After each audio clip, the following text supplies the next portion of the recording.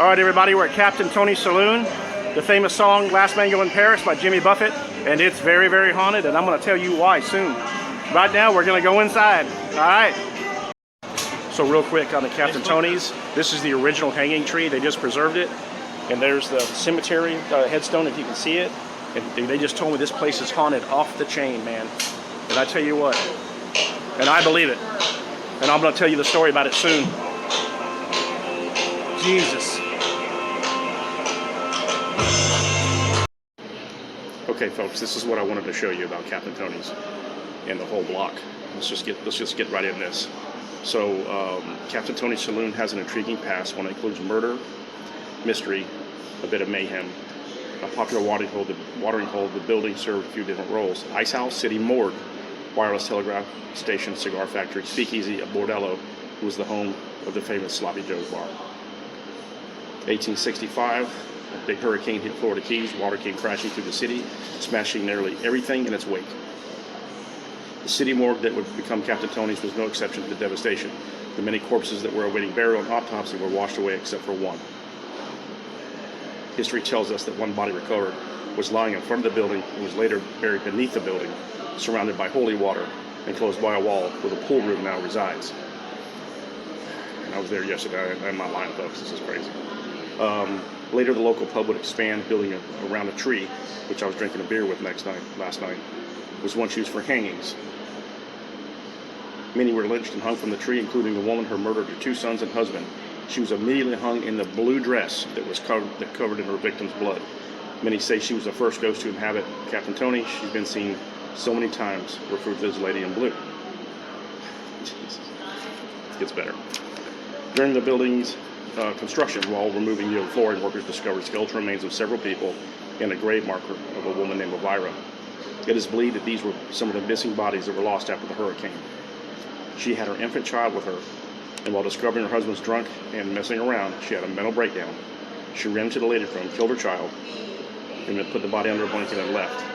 And there was other grim events that haunt the story of Captain Tony. So, many who have visited the legendary bar have experienced some sort of unexplainable encounter.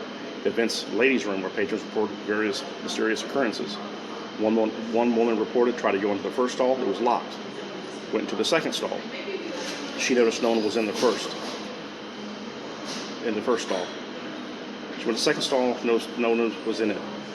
Before leaving the bar later that evening, she went back to find the stall still locked. Before she knew what was happening, the outside door to the restroom opened and closed, though no one could be seen. When she went to the back stall, she heard a door of the first stall unlock and slam. That would have just flipped me out, man. No question. Alarmed, she jumped to see what was happening. No one was in sight, and the first stall was again locked.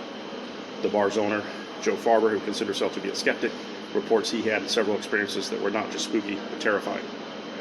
One night alone around 4 a.m., he heard a voice calling out to him. He got up from his desk to investigate, but saw no one was there.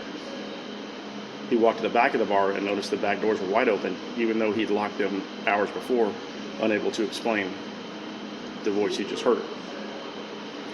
So that was the voice he heard. Until later, it's the same voice would call out to him again. This time the voice said, "Don't leave." Joe ran to check the doors. This time they were found locked. He found nothing out of the ordinary throughout the bar. Around 6 a.m., Joe got a call from police saying they found the body of a young teenage girl in front of the bar.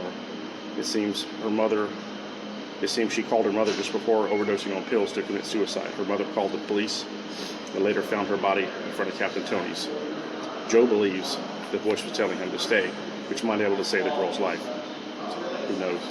So other strange experiences, many other bar patrons, similar strange experiences, cold spots, doors opening and closing, stalls are inside. One patron reported getting third-degree burns on his hands after touching the tree. The same tree that I was just drinking a beer and just walked in there, man, and I had chicken skin, and it's crazy. So that's Captain Tony's. That's just some of the stuff that I got off the web, and I was invited back to do a ghost hunt, and they said come down, but it's very, very pricey, very expensive down here, and so I'm gonna add it to the list. And they told me that the whole block around Captain Tony's is haunted, and wow.